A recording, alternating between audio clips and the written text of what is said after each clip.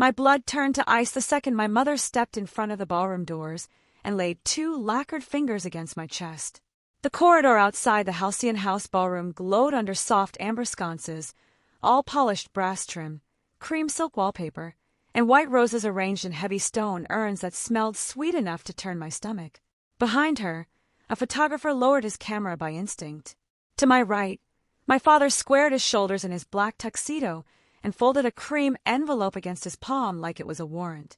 My brother Daniel stood half a step back, one hand hooked in his pocket, the other adjusting his cuff link with the bored little smirk he wore whenever he thought someone else was about to be humiliated for him. Claire Wexler, his bride, had gone still beside the doorway, her satin skirt whispering against the marble floor while her maid of honor stared down at her own shoes. My mother smiled without warmth and said, loud enough for the florist, the venue manager, and half the bridal party to hear, "On your brother's wedding day, it's better if you're not there." Then my father lifted the envelope, tapped it once against my shoulder, and added, "Especially after stealing from this family." The air left my lungs like I'd been punched, but my face didn't move. My name is Olivia Mercer. I'm 33. And this is the story of how I turned the day my family tried to erase me into the day they lost everything they had built on my silence. There are moments when your whole life arranges itself in front of you with terrible clarity. The gold script on the seating chart, the low-string music bleeding under the ballroom doors, the exact pressure of my mother's nails through the silk sleeve of my navy dress. I had imagined many versions of how my parents might finally punish me for refusing to play my assigned role. I had pictured cold calls, legal threats, tears, maybe one of my mother's elegant little speeches about timing and sacrifice. I had not pictured a public ambush outside a $600,000 wedding they partly financed with money that didn't belong to them. Daniel tilted his head and gave a short laugh. "Don't make this uglier than it already is, Liv." I looked at the envelope in my father's hand. "Is that supposed to be evidence?" "It's bank documentation," he snapped. "Wire transfers, missing funds from your grandmother's trust. You thought we'd never notice." My mother crossed her arms, so carefully it was almost theatrical. Her diamonds flashed under the sconces. "You have always had a flair for dramatics. We were trying to protect the family. But if you insist on forcing this, security can escort you out." The venue manager, a young man with a bronze name tag that read Nate, shifted his weight and stared at the floor. Claire's maid of honor, Serena, rubbed the side of her thumb against her champagne flute hard enough to squeak against the glass. Daniel exhaled through his nose and looked past me toward the elevators, already impatient to be done with me. That had always been his gift. He could turn my presence into an inconvenience the way some people turn on a lamp. Effortless, casual, learned. The envelope contained exactly what I expected.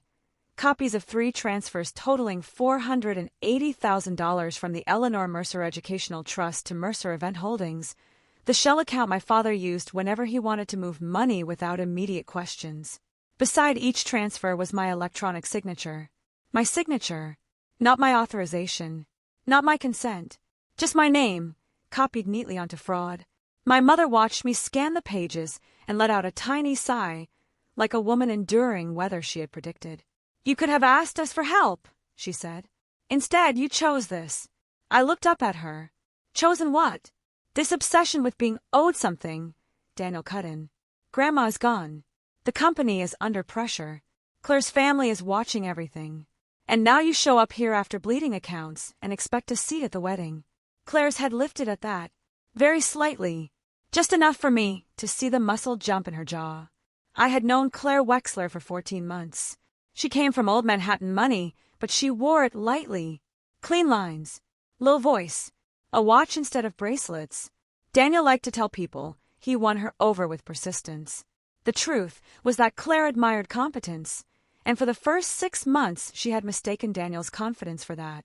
By the time she realized the difference, the engagement had already become a merger informal where I slid the papers back into the envelope and handed it to my father. He frowned. "You don't have anything to say for yourself." "I have a few things," I said evenly, "but not in this hallway." My mother gave a short, disbelieving laugh. "Olivia, please. Not today. Today was the day you picked." Her expression sharpened. That got her. Not anger. Not panic. Just that small tightening at the corners of her mouth when she realized she wasn't controlling the temperature of the room anymore. Daniel stepped closer. He smelled like sandalwood cologne and expensive whiskey. "You came here to make a scene." "No," I said. "You invited one." He blinked. "It sounds dramatic now, but the truth is I wasn't brave in that moment because I was unhurt. I was brave because the hurt was old. Old hurt can become very clean if you leave it alone long enough. It can lose all its noise and turn into structure. I was 8 the first time Daniel broke something, and my mother asked me why I hadn't stopped him. I was 13 when my father called me capable, in the same tone other people use the word available. I was 16 when Daniel crashed my car and my parents told relatives I had been driving carelessly. I was 24 when my grandmother Eleanor started inviting me alone to Sunday breakfast at Café Sabine on Madison because, as she once put it while folding strawberry jam into her toast, "You are the only one in this family who tells the truth without charging by the hour." Please subscribe my channel. When she died 18 months before the wedding, she left behind more than money. She left records, notes, intentions, and a very precise understanding of who each of us was. That was the part my parents never forgave. My father lowered his voice, which meant he wanted the threat to feel intimate.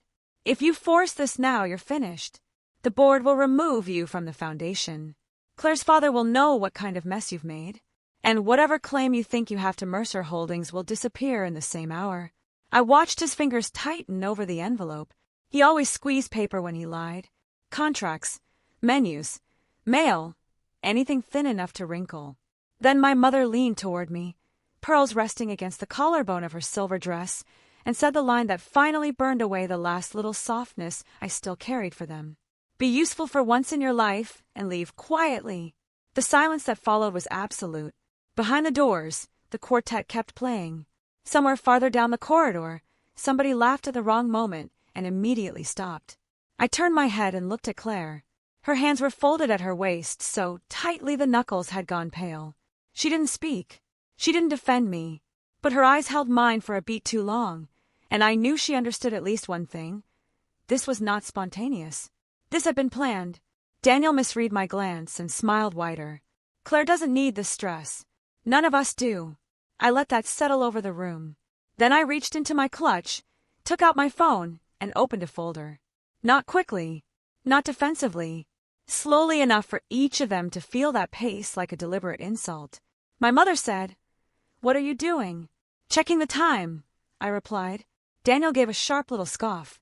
"Oh, spare me." I looked straight at him. "Your ceremony starts at noon. Naomi Price starts billing at 11. The smirk slipped off his face. My father stared at me. "What did you say?"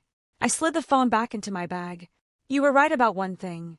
It's better if I'm not at the wedding." My mother's chin lifted in triumph too early.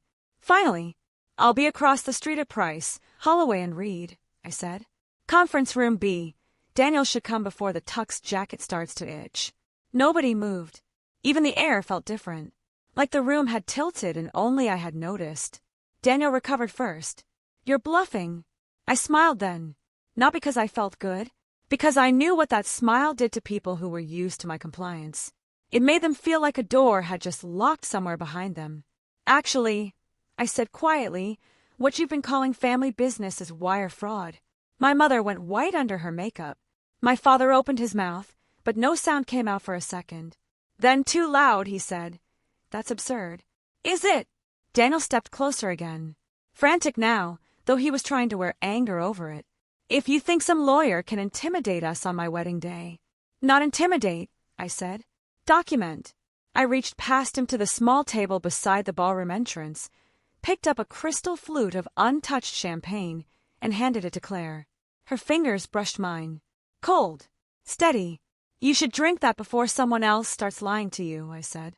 Then I turned and walked back down the corridor in my heels, each step sharp against the marble, while behind me my mother hissed my name, and Daniel demanded to know what I had done. They thought they had cornered me with 3 forged signatures and a public accusation. They had no idea I had spent the last 11 weeks building the room they were about to be trapped inside. 11 weeks earlier, on a gray Tuesday morning in March, I was in the foundation office on the 9th floor of Mercer House reviewing scholarship disbursements when I found the first discrepancy. Not a dramatic one. Just a line item that didn't belong where it was. $40,000 moved out of the Eleanor Mercer Educational Trust into a temporary holding account labeled MEH Special Projects. The memo field was blank. The approval code was mine. Only it wasn't. Most fraud begins in ego and gets caught in laziness.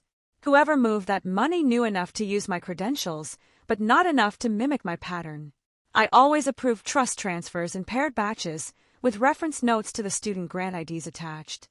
This one stood alone. Neat. Isolated. Wrong. I pulled the server log. My credentials had been used from a remote terminal at 11:43 p.m. the night before.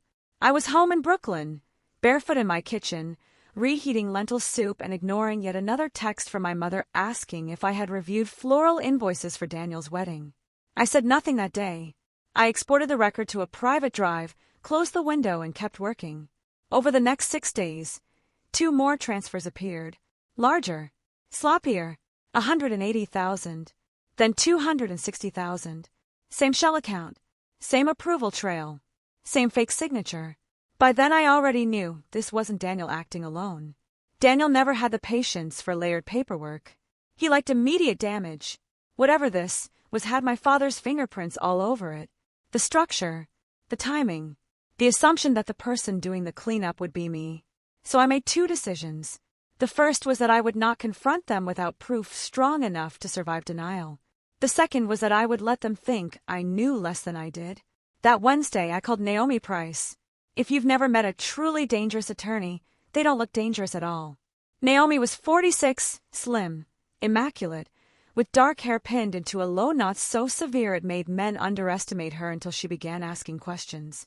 Her office on West 57th had leather chairs the color of old bourbon and windows so clean the city outside looked staged.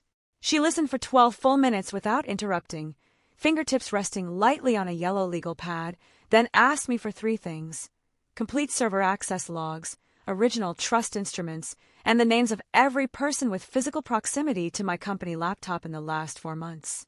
I said, "You think it was someone inside?" She looked at me, over the rim of her glasses. "Olivia, I think it's family.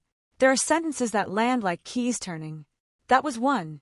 Within 48 hours, Naomi had a forensic accountant named Felix Ortega reviewing transfers, a cybersecurity consultant duplicating the server environment, and a private investigator pulling Daniel's debt exposure through personal guarantees he had signed for a restaurant in Tribeca that failed in 9 months and somehow managed to leave behind almost $1 million in obligations.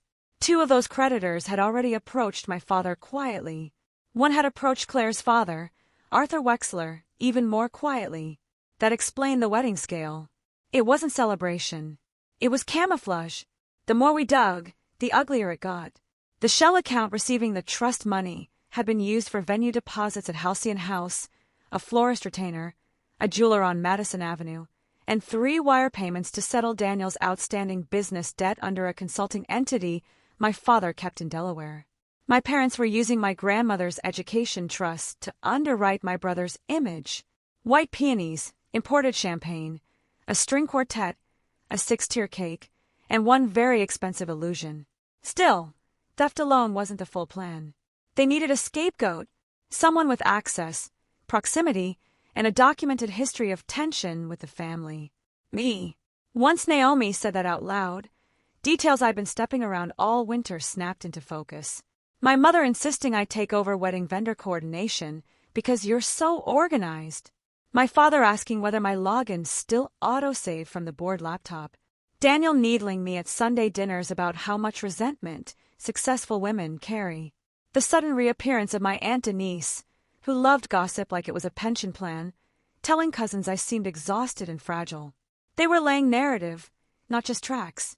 If the money came to light after the wedding, they could cry betrayal, cite stress, produce forged transfers, and present me as the bitter older sister who couldn't stand seeing Daniel happy. I remember sitting in Naomi's office late one evening, city lights beginning to bloom against the glass, while she spread printed timelines across the conference table. Every page had dates, initials, amounts, attachments. She tapped 1 manicured nail against a March 14th email from my father to Daniel with the subject line, Carry her until May. I said, her is me. Naomi nodded. It usually is. What does carry mean? It means don't detonate the charge until after the wedding. I stared at the paper. The letters looked ordinary, corporate, bloodless, but I could feel the architecture under them. My father had timed my humiliation like a vendor delivery. That night I went home, took off my coat, and stood in my dark kitchen for a long time with both palms braced against the cold quartz counter. Outside, rain striped the fire escape. Inside, my phone buzzed with a family group message about cake tasting. I didn't cry. That's not restraint. That's just accuracy. By then grief had changed shape. It wasn't sharp anymore. It was structural. It held me upright. The next morning, I did something Daniel would later call manipulative, which was how he described any move made by someone smarter than him. I created a draft document in the shared internal drive titled Inheritance Clarification Notes. Inside, I placed nothing actionable. Just a few questions about board authority, trustee liability, and whether historic amendments to my grandmother's estate plan had been properly notarized. Then I left it there. 40 minutes later, the document had been opened from Daniel's office terminal. 90 minutes after that, from my mother's assistant's desktop. By evening, my father had requested an urgent family dinner at Mercer House. I went, of course. Mercer House sat on East 72nd behind a black iron gate and too much ivy, the kind of limestone townhouse that makes people assume stability from the sidewalk. Inside, it smelled faintly of beeswax polish, old books no one read, and whatever my mother considered expensive that month. The dining room table could seat 14. Most nights it held 4 people and a campaign of minor cruelty. My mother wore cream cashmere and poured Sancerre like she was dispensing civility. Daniel scrolled his phone one-handed and never looked directly at me. My father asked about scholarship reporting in the tone of a man fishing below the surface. Then, right on schedule, my mother said, "Olivia, if you have concerns about your grandmother's estate, you should bring them to family, not outsiders." I cut into my salmon and said, "That assumes family is neutral." Her fork stopped. Daniel laughed into his glass. "There it is." My father set his napkin down with deliberate care. "What exactly are you implying?" I looked at him. "I'm implying that if someone wanted to move trust money and blame me for it, they'd first need me to panic. Unfortunately for them, I'm not." Nobody spoke for a full 3 seconds. Then my mother smiled. A slow, brittle thing. "You always think you're the smartest person in the room." "No," I said. "Just usually the only one taking notes." That dinner was the first reversal, though they didn't know it yet. From then on, they began making mistakes faster. Daniel called IT himself the next morning to ask about login irregularities under my credentials, which created a timestamp Naomi could subpoena. My father contacted the estate attorney who had handled my grandmother's amendments, not knowing Naomi had already learned he retired to Connecticut after filing an internal complaint about pressure from my parents in the months before Eleanor died. My mother instructed her assistant to gather records of my erratic behavior from the last year, which turned out to mean printing 2 emails where I declined family dinners and 1 message where I told Daniel I wouldn't sign a vendor overage without backup. It was pathetic, which is another thing about people who have always gotten away with things. When they finally scramble, they shrink. By the first week of April, Felix had traced the trust transfers into 5 wedding-related payments and 2 debt settlements.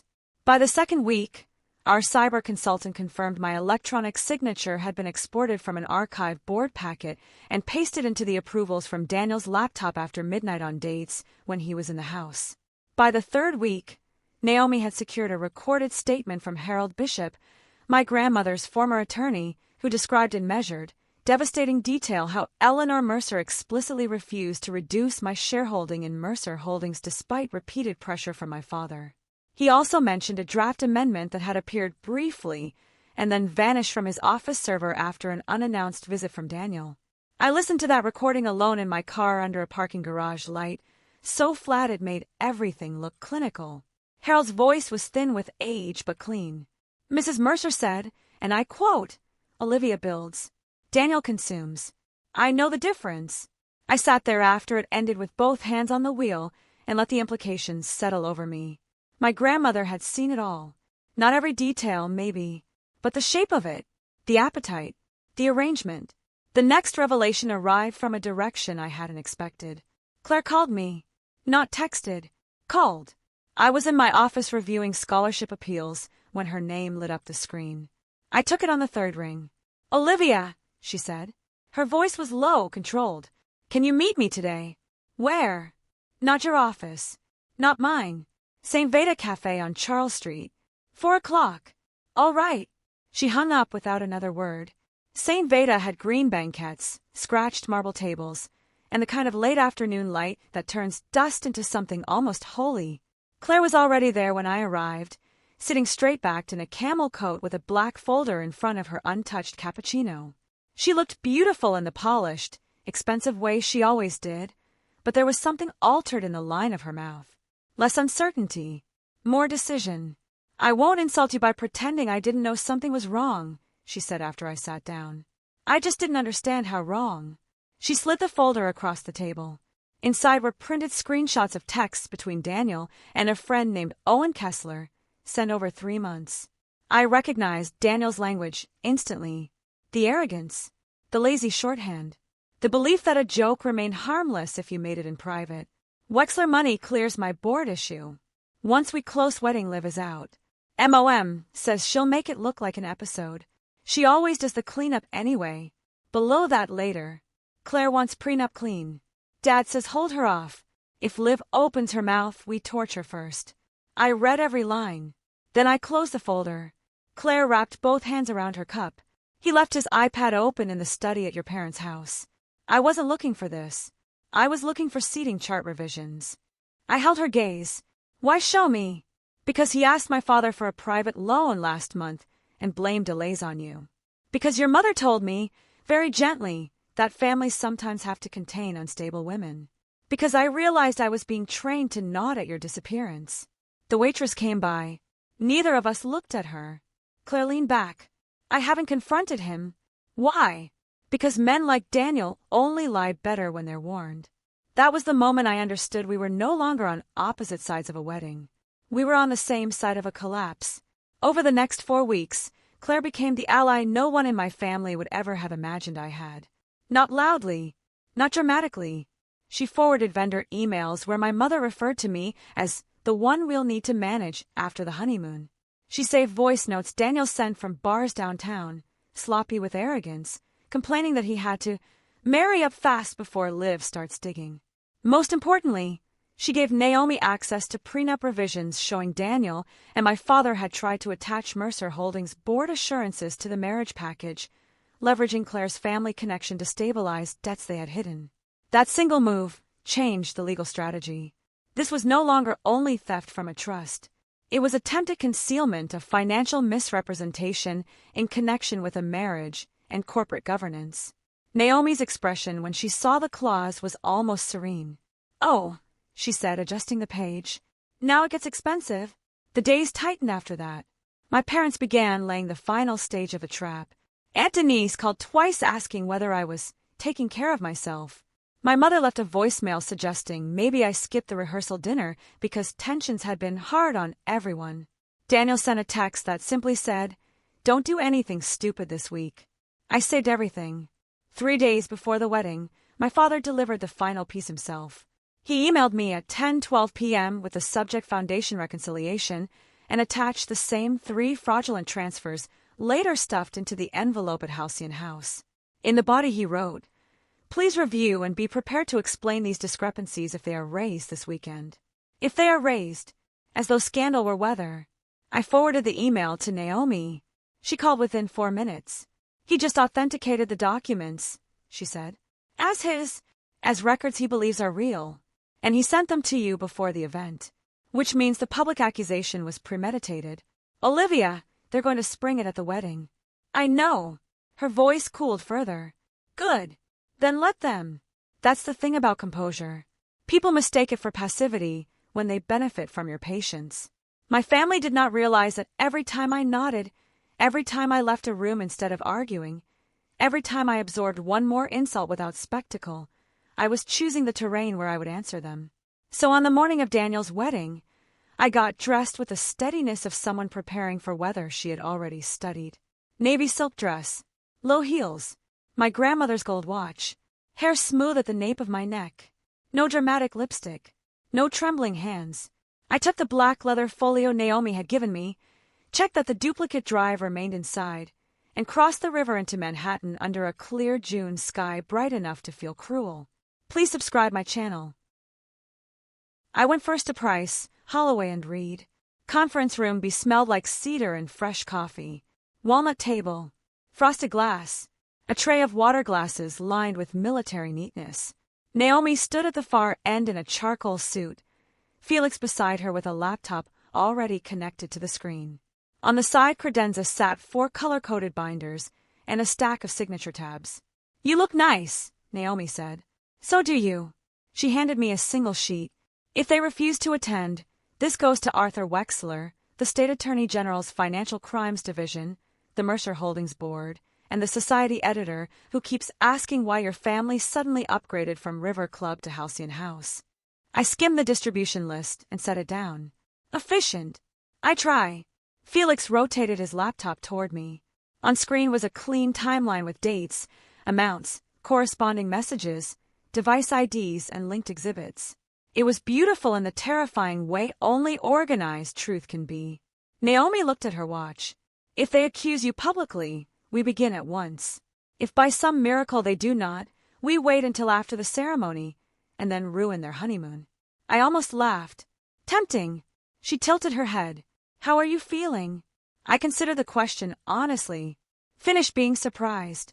Then I went across the street and let them do exactly what desperate people always do when they think humiliation is a weapon instead of a confession. When I left Halcyon House corridor and crossed back toward the law office, my phone buzzed 11 times before I reached the revolving door. My mother called twice.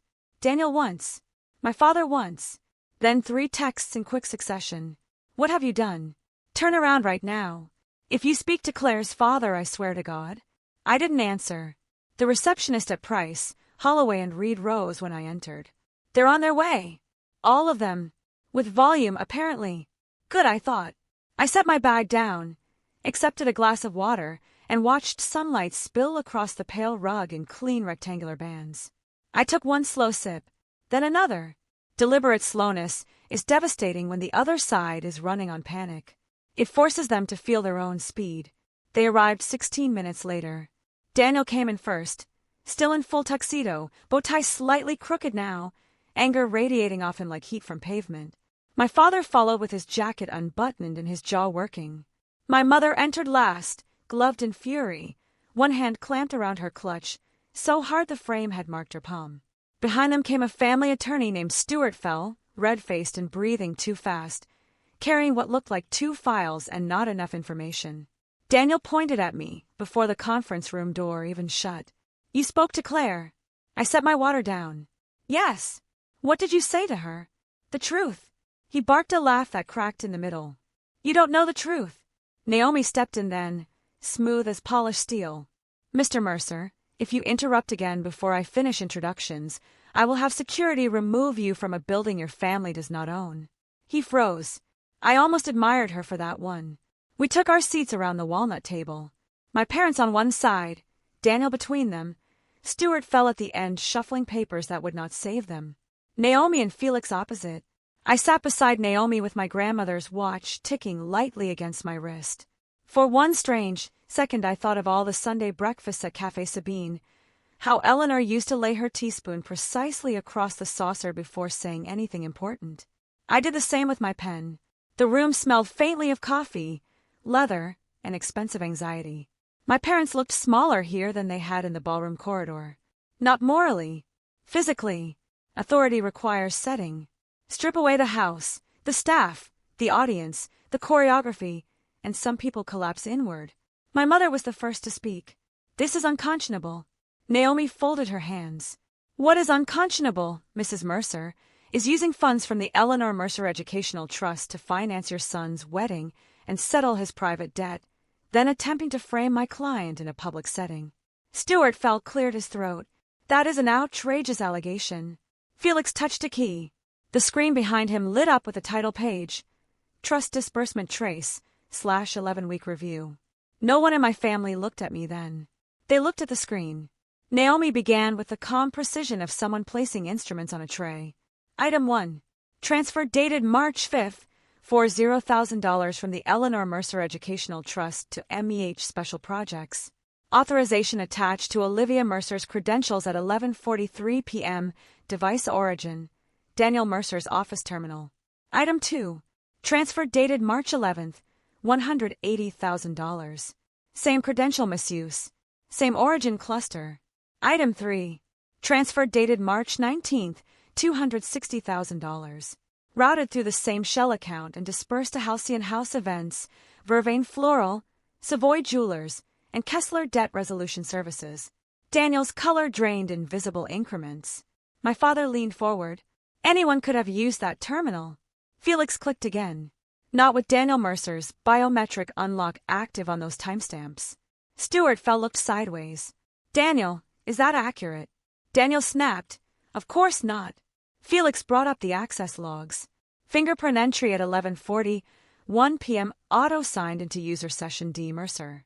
2 minutes later, Olivia Mercer's saved certificate imported from archived board packet. 4 minutes later, transfer initiated. My mother looked at Daniel. Just briefly. But it was the first fracture. Tiny. Clean. Naomi continued. Item 4. Email dated June 12th from Richard Mercer to Olivia Mercer, containing the same transfers, and directing her to be prepared to explain them if raised during wedding weekend. That email demonstrates premeditated confrontation and authenticates the documents as records the sender intended to weaponize. My father put both hands flat on the table. Prepared to explain is not an accusation. Naomi's voice did not shift. Then perhaps your statement outside Halcyon House, in the presence of witnesses, was less ambiguous. He stared at her. What witnesses? That was when the conference room door opened. Claire walked in wearing a cream silk blouse and tailored ivory trousers. No veil, no bouquet, no ring. Her hair was pinned back. Her face was composed in that devastating way only the truly decided can manage. Daniel jerked upright. Claire! She didn't look at him. She took the empty chair beside Felix and placed a slim black folder on the table. My mother's lips parted. What is this? Claire finally turned her head, and when she spoke her voice was quiet enough that everyone leaned in to hear it. This, she said, is me declining to become collateral. The silence landed hard.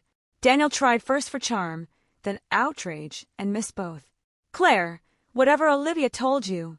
Claire opened the folder and slid printed screenshots across the walnut one by one. You texted Owen Kessler that once the wedding closed, Olivia would be out. You told him your mother would make her look unstable. You asked my father for a private loan while concealing nearly $1 million in personal debt. And 3 nights ago, in my apartment, you said, and I quote, "Once we're married, Arthur will want to keep the headlines clean. He'll pressure everyone to settle." Daniel looked at me then, not Claire, as if betrayal only counted when it rose from someone he had always considered lesser. You went through my messages. Claire's gaze was cool. No. I went through your future. My father turned to Stuart Fell. This is irrelevant. Naomi actually smiled. Not pleasantly. On the contrary, it establishes coordinated concealment, motive for timing, and attempted leverage of the Wexler family to suppress discovery. My mother had both hands clasped now, thumbs rubbing fast against one another. She used to do that when donor dinners went off script. Claire, she said, voice softening into appeal, you are emotional. This is a terrible misunderstanding, and Olivia has always been. Difficult. Claire finished for her. Yes, I've heard.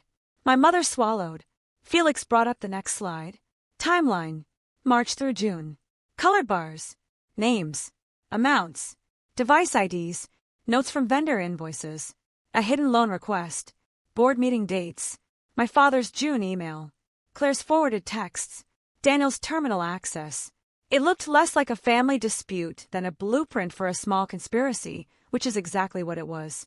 Naomi stood and moved to the screen with a laser pointer. Let's make this very simple. January 8th. Eleanor Mercer Trust quarterly review scheduled.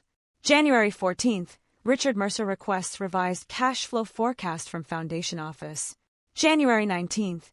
Daniel Mercer receives creditor demand from Kessler Debt Resolution Services. February 2nd.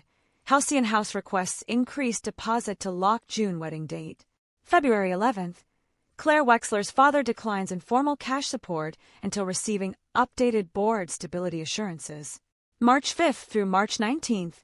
3 fraudulent trust transfers are made using Olivia Mercer's credentials from Daniel Mercer's terminal. April 3rd. Olivia Mercer creates an internal note regarding notarization discrepancies in Eleanor Mercer's estate file. Within 2 hours, that note is opened by Daniel Mercer, Marion Mercer's assistant terminal, and Richard Mercer's office. April 4th. Richard Mercer contacts retired estate attorney Harold Bishop. April 7th. Daniel Mercer requests IT review on Olivia Mercer's access patterns. April 28th.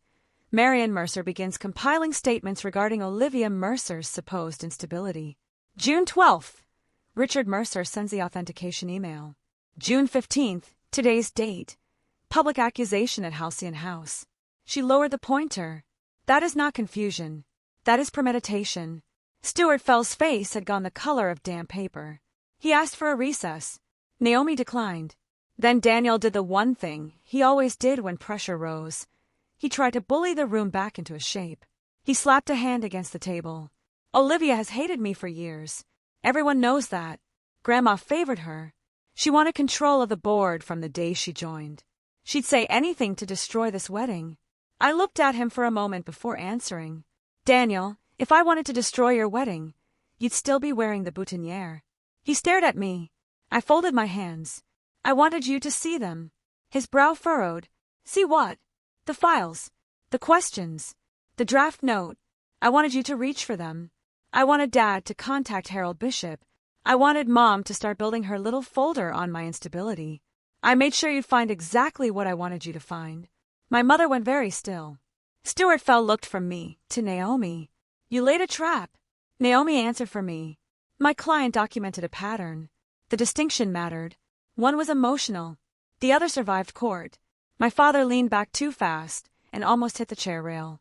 This is absurd, even if funds were misplaced. Misplaced, Claire repeated softly, like she was testing the taste of the word. That does not mean Olivia owns this family or this company, he finished. Harold Bishop was old. Eleanor changed her mind often. There were amendments. Felix opened a video file. Harold Bishop appeared on screen from what looked like a sunroom, wearing a blue cardigan and speaking into a camera with patient irritation. For the avoidance of doubt, Eleanor Mercer refused every request to reduce Olivia Mercer's governance protections in Mercer Holdings. The only draft amendment proposing such change was never executed, never notarized, and disappeared after Daniel Mercer visited my office on February 22nd of last year. Daniel's chair gave a sharp scrape against the floor. That's a lie. Felix clicked once more. A security still from the law office appeared with timestamp and date. Daniel entering Harold Bishop's building. Daniel leaving 42 minutes later. Then a scan of a visitor log. Daniel Mercer's signature. Then a metadata report showing a draft amendment file accessed from an external drive minutes after Daniel's visit and never recovered. You could have measured the drop in temperature. My mother turned to my father, so slowly it felt ceremonial. You told me there was no copy. My father didn't look at her. There wasn't supposed to be. It was the worst thing he could have said. Not a denial. Not a correction. Just the truth arriving by accident. Daniel stared at him. What do you mean wasn't supposed to be? And there it was. The full fracture. My family, finally hearing each other without the insulation of performance. My mother rose halfway from her chair. Richard! He snapped. Sit down, Marion. Claire closed her folder. I think we're done pretending this is about Olivia being difficult. Naomi resumed her seat and slid a stack of papers towards Stuart Fell. My client's demands are straightforward. Full restoration of the misappropriated trust funds with interest. Immediate resignation of Richard Mercer and Daniel Mercer from any fiduciary or board role related to Mercer Holdings and the Mercer Foundation. Written acknowledgement that the June 15th accusation against Olivia Mercer was false and unsupported. Surrender of all devices used in the unauthorized credential access for forensic imaging. Execution of voting share recognition consistent with Eleanor Mercer's original estate instruments. And non-interference with our petition should we proceed to civil action or criminal referral. Stuart Fell's hand shook as he lifted the first page. This is extortion. Naomi's voice went even quieter. No.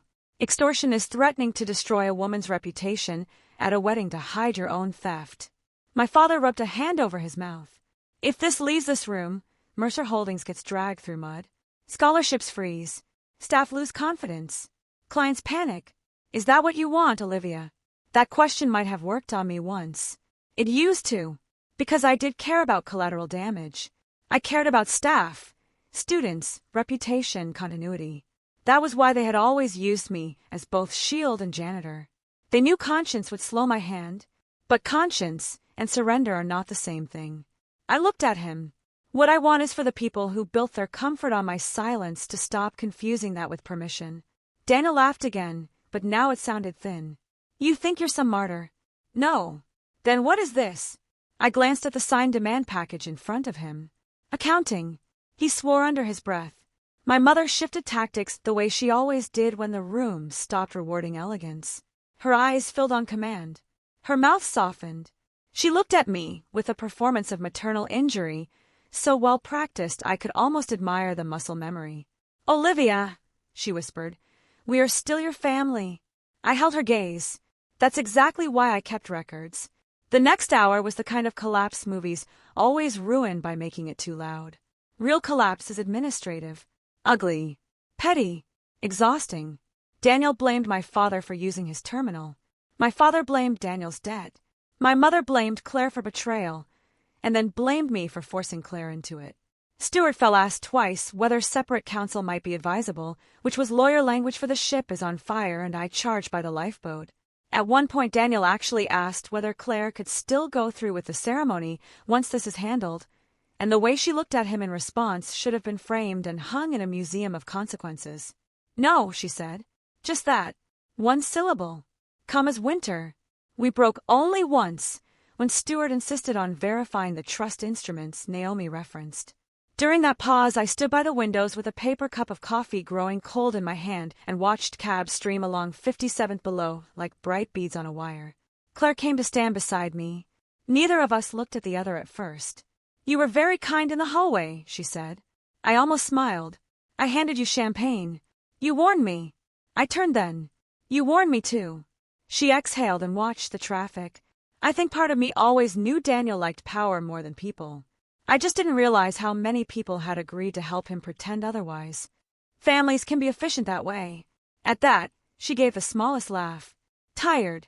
Real. When we returned to the table, the last resistance had gone out of the room. My father looked older. My mother's lipstick had bled, slightly at one corner. Daniel kept tapping his thumbnail against the side of his glass, as though rhythm could hold him together. Naomi placed the signature tabs with precise motions. You have two options. Cooperate now and contain what can still be contained. Or refuse, in which case the complaint package goes out today. The Wexler family receives full documentation, the board receives the preliminary trace, and the Attorney General's office gets a referral before dinner. Choose carefully. Public consequences are not known for subtlety. My father asked for private family discussion. Naomi said, no. Stuart leaned in and murmured urgently to them all for several minutes. I didn't listen. I watched Daniel instead. He kept touching the knot of his bow tie, loosening it, tightening it, loosening it again. That tiny repetitive motion told me more than his words. He had never imagined a world where his charm wouldn't carry him at the crucial moment. He looked like a man discovering gravity was personal. Finally, Stuart straightened. We will sign the interim restoration and board resignation documents pending full review. Naomi corrected him. You will sign the acknowledgement as well. My mother whispered, absolutely not. Claire spoke before anyone else could. Then my father receives everything in the next 10 minutes. My mother turned to her with naked disbelief. After all we did for you. Claire's expression did not change. You mean after all you planned around me? That was the line that ended it. My father took the pen first. I watched him sign his name to the restoration order, the resignation, the acknowledgement. Richard Mercer, still elegant even in capitulation. My mother signed next, hand stiff, pressing hard enough to leave grooves in the paper beneath. Daniel held out longest. Of course he did. He read nothing. He just stared at the pages as though hatred might blur the ink. Then Naomi said, If you need additional incentive, Exhibit N is the creditor call where you discussed marrying fast for optics. He signed. The room went very quiet after that. Not peaceful, just emptied. Felix gathered the executed pages and slid copies into separate folders. Naomi summarized the device collection schedule, the repayment deadlines, the notification order. Stuart Fell requested his own copies twice. My mother asked if the wedding could still be postponed without public statement, and Claire answered, "It can be canceled with one." When the last file was closed, everyone remained seated for a beat, as if some permission had not yet been granted. So I gave it. I stood, smoothed the front of my dress, and looked at the three people who had spent most of my life teaching me that love was something granted to usefulness. My father would not meet my eyes. Daniel looked like he wanted to lunge, apologize, and disappear all at once. My mother held herself upright through sheer etiquette. I said very quietly, "You were right about one thing." My mother's gaze lifted. "It was better if I wasn't at the wedding." Then I picked up my bag and added, "You all seemed much more honest without an audience." I left them there under the recessed conference lighting, surrounded by leather chairs and signed dreams and the paperwork of their own design. The next few days moved fast in public and slow in private. Halcyon House released a statement about an unexpected cancellation due to personal circumstances. Society pages still noticed. They always do. A wedding that size vanishes and people start calling florists, then caterers, then cousins. Claire issued a one-sentence confirmation that the engagement had ended and asked for privacy. Arthur Wexler, whose silence had the weight of an institution, removed Mercer Holdings from 2 pending hospitality discussions without explanation. The Mercer Foundation Board convened an emergency meeting. Richard Mercer resigned for personal reasons before they could force the language. Daniel's seat on the advisory panel vanished the same afternoon. My mother attempted one final donor call campaign and discovered that social power runs on the same principle as luxury perfume: expensive, potent, and gone the second the bottle breaks. Naomi moved exactly as she promised. Forensic images were taken. Trust funds were restored within 12 business days. Additional irregularities surfaced during review, not all of them large, but enough to create pattern. Improper expense classifications, backdated reimbursements, one suspicious transfer tied to Daniel's restaurant debt that had nothing to do with the wedding and everything to do with prior habit. By the time separate counsel appeared for my father and Daniel, cooperation was no longer moral. It was tactical. People often imagine justice as one clean strike. It isn't. It's accumulation. Ledger lines, witness statements, calendar entries, the truth-gathering mass until denial can no longer lift it. 6 months later, I was living in a sunlit apartment in Brooklyn Heights with pale oak floors and a narrow balcony that caught the morning light just after 7. The first thing I bought for it was a heavy ceramic mug in matte white. The second was a small fig tree that leaned toward the window like it trusted me. On cold mornings I stood barefoot in the kitchen, coffee warming my hands, and watched sunlight move across the stone countertop in slow gold rectangles. It felt almost absurd how peaceful, ordinary things could be when nobody in your life was arranging traps behind floral centerpieces. By then the consequences had sorted themselves into neat, ironic rows. My father lost his board seat, his foundation titles, and most of his remaining authority at Mercer Holdings, which turned out to rely less on respect than on people assuming no one would ever challenge him publicly. Once that assumption broke, others found their courage. 2 senior managers disclosed that he had pressured them into signing expense reclassifications. A long-time vendor admitted he'd been asked to split invoices to avoid review thresholds. He was never criminally charged in the end, but the investigation shadowed every room he entered, and for a man like Richard Mercer, reputational diminishment was a harsher sentence than handcuffs. Last I heard, he was working out of a borrowed office in White Plains, telling anyone who would listen that he had chosen a quieter life. My mother suffered the kind of punishment she would have considered melodramatic if it happened to anyone else. Social demotion. Invitations thinned. Committee roles vanished. Women who had once air-kissed both her cheeks at charity lunches began tilting their heads and saying, "We should catch up soon," in the tone people use with distant relatives and contagious news. The annual Mercer Winter Benefit was rebranded under new leadership within 3 months. Marion Mercer, who had curated belonging like an art form, became the woman others lowered their voices after. Her texts to me moved through predictable stages: fury, shame, nostalgia, logistics. People are asking questions you could answer with one statement. I made mistakes too. The family isn't the same without you. Can we please have dinner like civilized people? I archived each one without replying. Daniel's decline was less elegant and more immediate. Claire's family wanted nothing to do with him. Mercer Holdings wanted even less. The men who used to call him brother at Soho bars stopped returning his messages once the bills were no longer absorbed by someone else. He took a sales job with a boutique real estate group in Tampa for 3 months, lost it after missing targets, and somehow turned up again in Manhattan consulting for a nightlife investor who valued bluster over discipline. The last photo I saw of him was on a tag social post from a rooftop launch party. He looked good in the way some men always do from a distance. Up close, according to Claire, his confidence now had seams. Aunt Denise, who had happily helped spread stories about my instability, found herself named in deposition notes after admitting she had heard from Marion that I might need to be contained. She wasn't sued. She was worse. Disbelieved. In our family circle, gossip is currency until it becomes evidence. Then it turns into debt. As for Stuart Fell, he lasted exactly 2 more major clients before rumors about his handling of the Mercer matter made other families reconsider whether aggressive discretion was actually worth the invoice. I did what I had not dared imagine while I was still inside the machinery of them. I built something. North Ledger Advisory began as a folding table in my spare room, 1 borrowed monitor, and a list of 3 women Naomi sent my way after hearing versions of my story through professional channels. One was a restaurateur whose brother had quietly leveraged company assets against gambling debt. One was a widow who suspected her late husband's partner had buried cash movements inside vendor overages. One was a founder being slowly squeezed out of her own business by 2 investors who treated her competence like a temporary clerical service.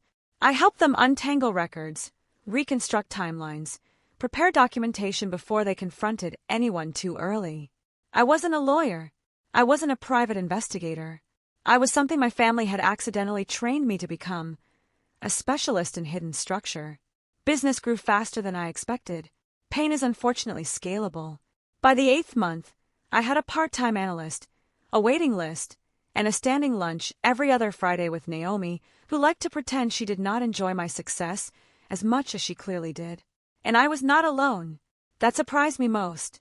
Claire and I started with careful coffee, neutral places, short meetings, an exchange of updates, no warmer than necessary.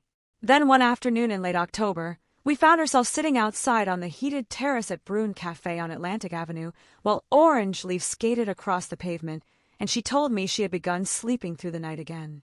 I told her I no longer checked my phone before getting out of bed. Those things sound small until you have spent months being hunted by anticipation. Our friendship did not arrive dramatically. It settled, like good light in a room. Once over lunch, she stirred her tea and said, "I used to think refinement meant never making anyone uncomfortable. What do you think now?" She glanced up with half a smile. "I think sometimes refinement is choosing exactly who deserves your discomfort." That same week, she gave me one of my favorite karma updates. We were walking through Cobble Hill after a meeting, the air crisp enough to sting, when she tucked her scarf tighter and said, "You won't believe who I just saw." I looked at her. This usually ends well for me. Daniel. Outside the Barclay Club. He was trying to talk his way past the host without a reservation. I laughed before I could help it. She nodded solemnly. Apparently he told her he was basically family. And she told him the club values documentation. I stopped walking and laughed so hard I had to put a hand on a wrought iron fence. Some nights, the messages still came. From my father, "Your attorney is overreaching regarding secondary records." From my mother, "Your grandmother would hate this distance." From Daniel, at 1:14 a.m., "I know you think you won, but none of them loved you more than me when it mattered." That one almost impressed me for audacity. Almost. I archived them all into a folder labeled Mercer/no response and moved on. I won't lie to you and say I felt nothing. I felt plenty.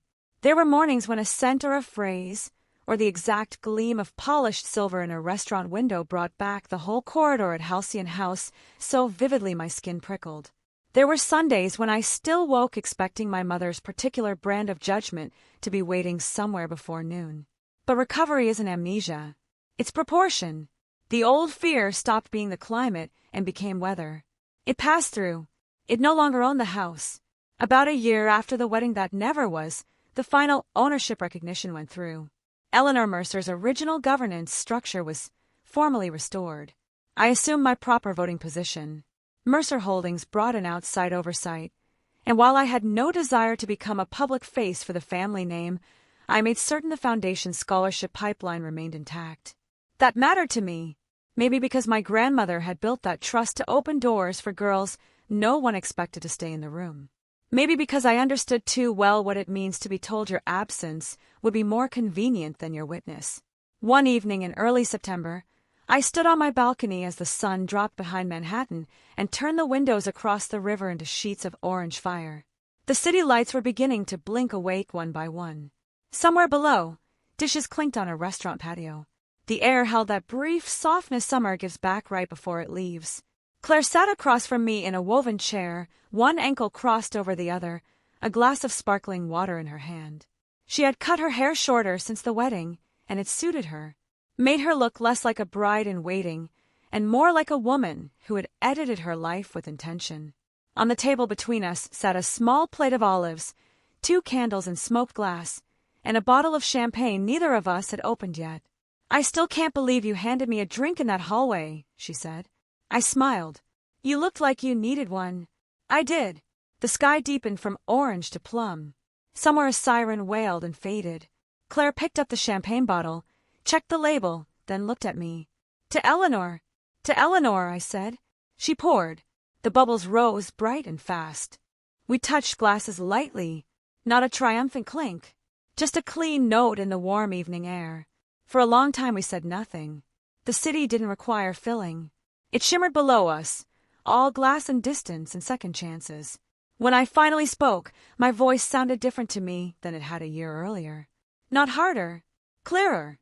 "I used to think strength meant enduring people without changing shape," I said. "Just taking it, being useful, being reasonable enough for everyone else's chaos."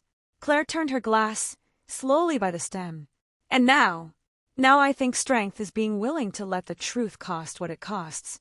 She nodded once. "That's more expensive." "It is, but cheaper than disappearing." I looked at her then and smiled because that was exactly right. There are versions of me that still live in old rooms. The girl in the limestone townhouse, listening for footsteps. The young woman at donor dinners translating insults into tasks. The daughter who believed composure alone might someday earn tenderness. I don't hate her. She got me here. She survived by becoming observant, useful, precise. She learned the architecture of power because she had to. But she mistook endurance for safety and silence for strategy for far too long. The woman I am now knows the difference. I am not naive enough anymore to call what happened a gift. Betrayal is not a blessing because it teaches you something. Fraud is not noble because it clarifies your boundaries. But I would be lying if I said I feel only bitterness when I think of that hallway, those ballroom doors, my mother's hand against my chest, the polished brass catching the light as they told me the day would be better without me there. In a quiet, unsent way I thank them. I thank them for overreaching, for underestimating me, for assuming my calm was emptiness instead of discipline, for forcing me into the one role they never meant me to claim, witness with proof. Because of them, I learned that justice does not always arrive wearing righteous anger. Sometimes it arrives carrying binders. Sometimes it sounds like a woman speaking very softly in a law office while the people who built their lives on her restraint realize, all at once, that she has stopped lending it to them. The candles burned lower. The first full band of night settled over the river. Claire leaned back and laughed at something a neighbor said 2 balconies down, and the sound was easy, human, nothing like the brittle social music of the life we had both stepped out of. It struck me then how strange and generous the world can be. The almost sister-in-law my family had expected to help erase me was sitting in the sunset sharing champagne in my home. Not because either of us had planned it. Because truth, once it clears a room, makes space for surprising people to remain. I raised my glass one last time and watched the city glow back at me. Sometimes the best revenge isn't about making them hurt the way you hurt. It's about building a life so truthful their lies can never live in it again. And if I've learned anything worth keeping, it's this. Sometimes the best revenge isn't about revenge at all. It's about building a life so solid, so honest, and so fully your own that the people who try to erase you are left with nothing but the echo of your absence.